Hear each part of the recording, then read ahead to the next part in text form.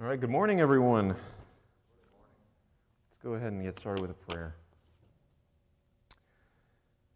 God, we are so thankful for this time when we can come together to study your word, to be inspired by the stories that have led us to where we are, that we can take on the faith and the courage of the people who came before us, and also learn from where they went wrong, learn from their relationship with you, and grow as a people.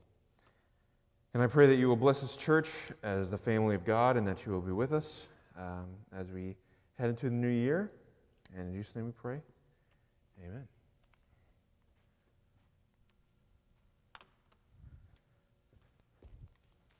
The book of Genesis. In the first video, we saw how chapters 1 through 11 set up the basic storyline of the Bible. God has created all things, and he makes humans in his image to rule the world on his behalf. The humans choose sin and rebellion, and so the world spins out of control into violence and death, all leading up to the rebellion and scattering of the people in Babylon. And so the big question is, what is God going to do to rescue and redeem his world?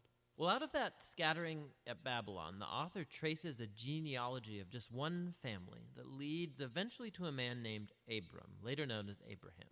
And God's promise to Abraham at the beginning of chapter 12 opens up a whole new movement in the story. God calls Abraham to leave his home and go to the land of Canaan, which God says will become his one day. And in that land, God promises to make Abraham into a great nation, to make his name great, and to bless him.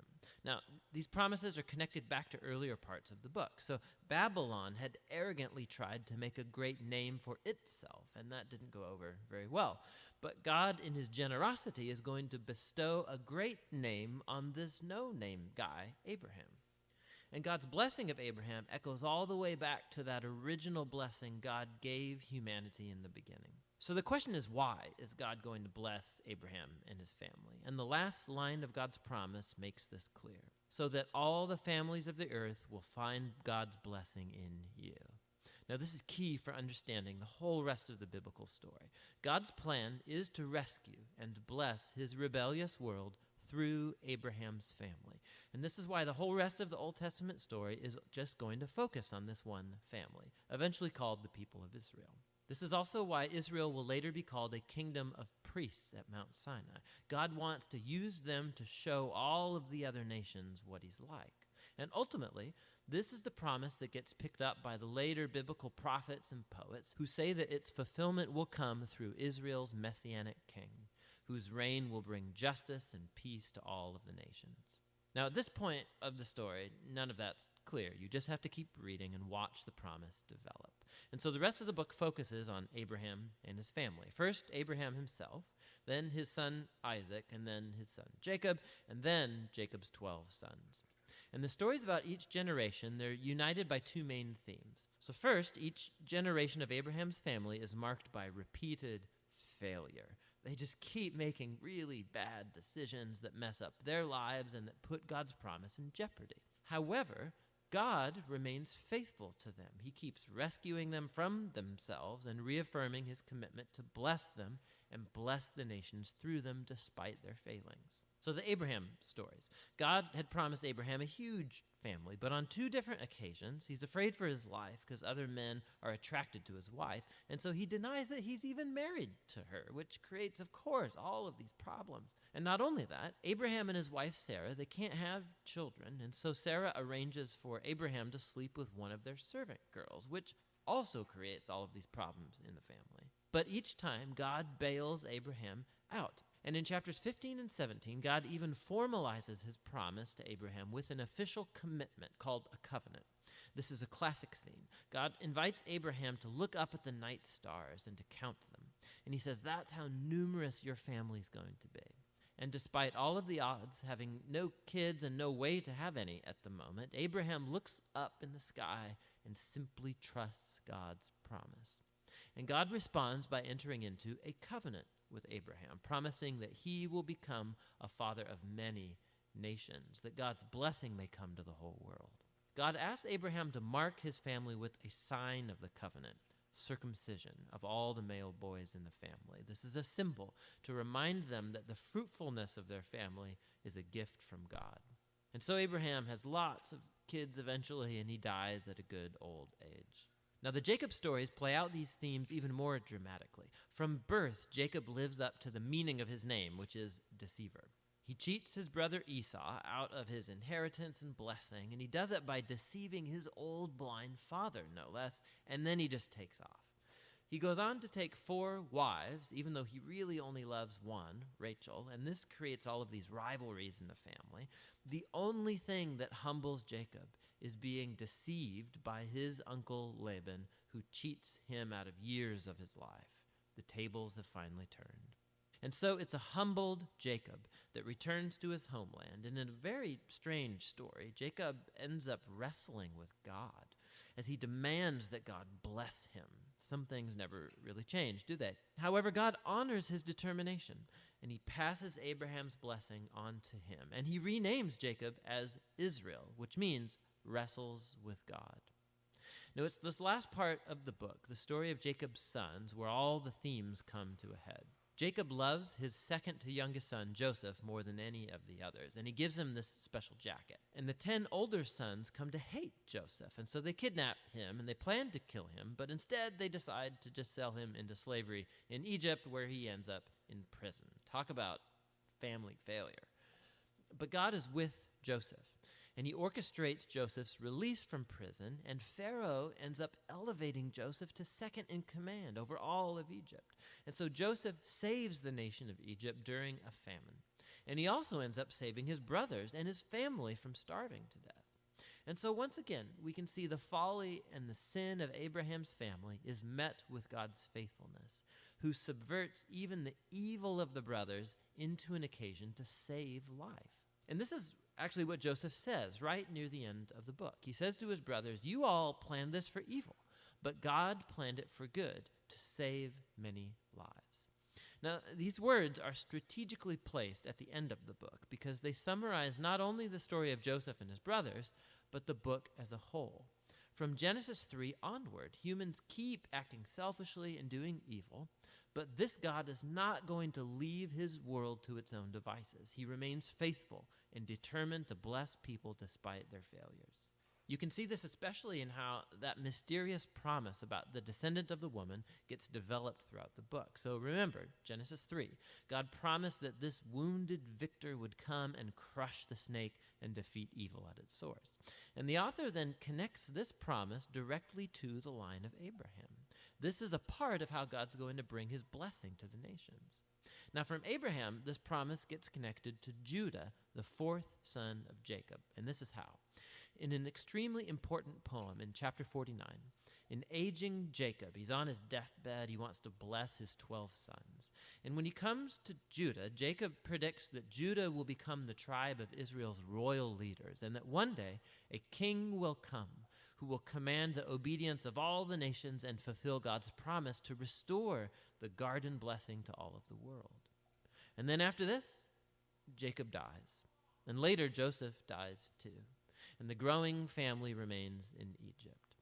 And so the book of Genesis ends with all of these future hopes and promises left hanging and undeveloped. And it forces you to turn the page to see how it's all going to turn out. But for now, that's the book of Genesis.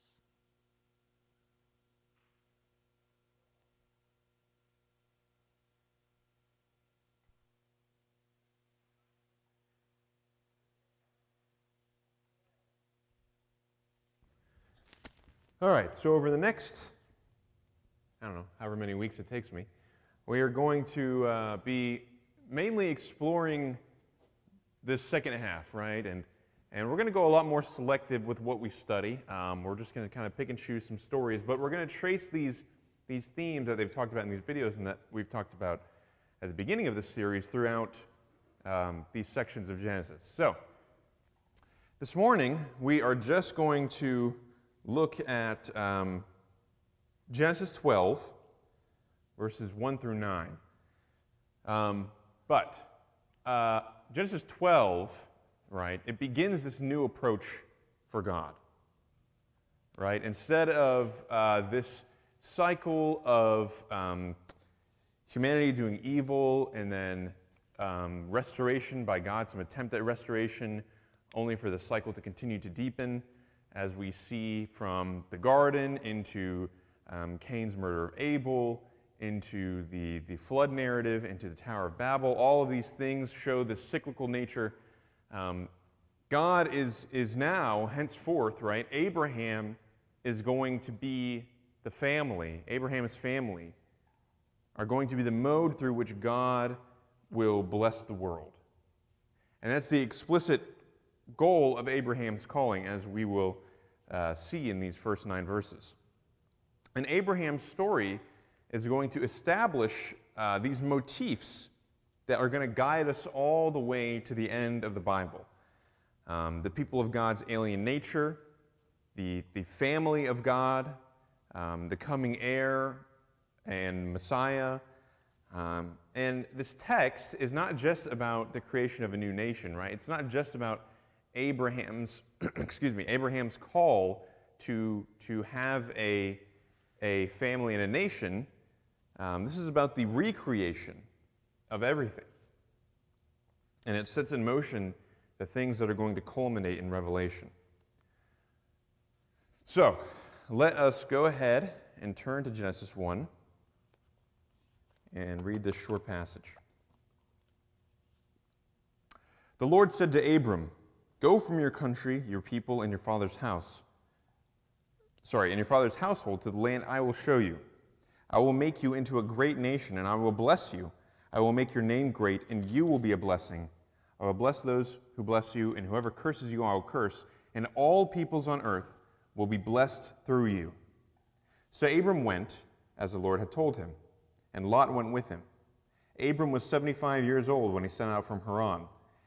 He took his wife Sarai, his nephew Lot, all the possessions they had accumulated, and the people they had acquired in Haran, and they set out for the land of Canaan, and they arrived there. Abram traveled through the land as far as the site of the great tree of Moreh at Shechem. At that time the Canaanites were in the land.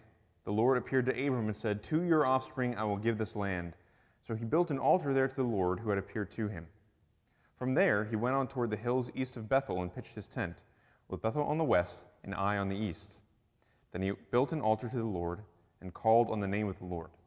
Then Abram set out and continued toward the Negev. All right. So, what do you notice about this? Where is Abram going? Which direction? Where? Yeah, he goes south, but if you think about where he started, right? His father took them from Ur to Haran, and then Abram completes this journey to Canaan.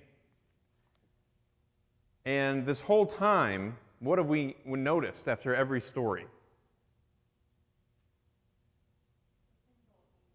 Yes, they've been going east. Everybody has been traveling further and further east. And what we noticed is that this is both a real and metaphorical representation of people's distance from God, right? Each time they've gone further and further from the garden that God created, from Eden. And that direction has always been east. And now it is Abram and his family who reverse course.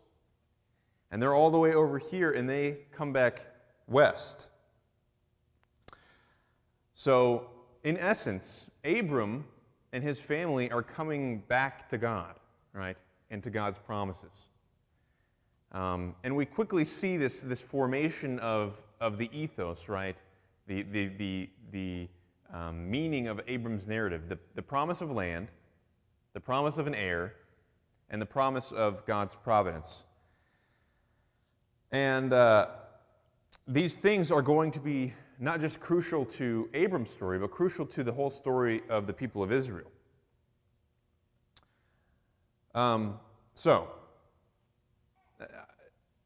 It's a bit interesting when we think about God's actual words to Abram here, because what you may notice is that God tells him that he's going to make his name great. Now, last week we talked about the Tower of Babel, right? And one of the issues with that story was that it was these humans who came together, and what was their goal? They wanted to make their own name great, right? They said, come, let's build a city, let's make this tower, let's make our name great. And here we have the exact opposite of that. It is God who is making Abram's name great. And so like God tends to do, this is just an immediate example of how God is subverting the expectations of humanity. So humanity wants to make a great name for themselves.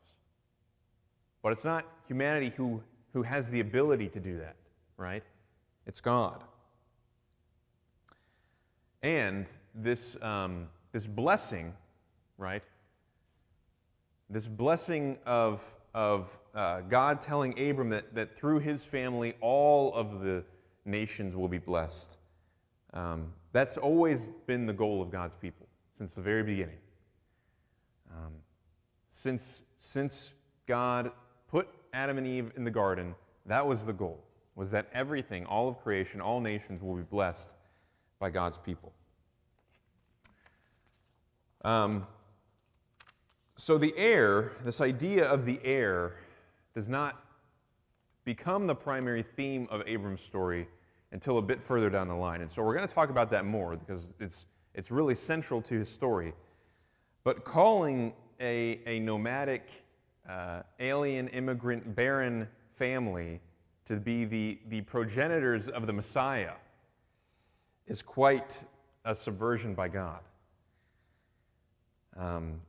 And that Messiah, right, won't be born into a city to a king, but he'll be something else entirely, right? Born to an impoverished family in a barn by a woman who became pregnant out of wedlock. But that's what the next 3 weeks are for, right? That's what Christmas sermons are for. So, one final thought before we go out into groups. The text going forward is really going to call us to examine how we view immigrants and how we treat the immigrant. Abram is an alien going into new land, and so will his descendants. Right? The nation of Israel is a nation that is formed without having possession of any land. They're formed when they're in the wilderness, when they don't have anywhere to go. And once again, when they come to Babylon, they're going to be immigrants again. And even when they come back home, they're under these military occupations that make them feel like aliens in their own home. And so when we read about that, we have to remember that Christians, in a sense, are also immigrants in a foreign land, aliens in a foreign land. Or at least, that's how we should act. That's how our mindset should be. Because our allegiance is to a kingdom that doesn't have borders, that doesn't have a place on earth that is our home. But also, we are trying to bring that home into reality.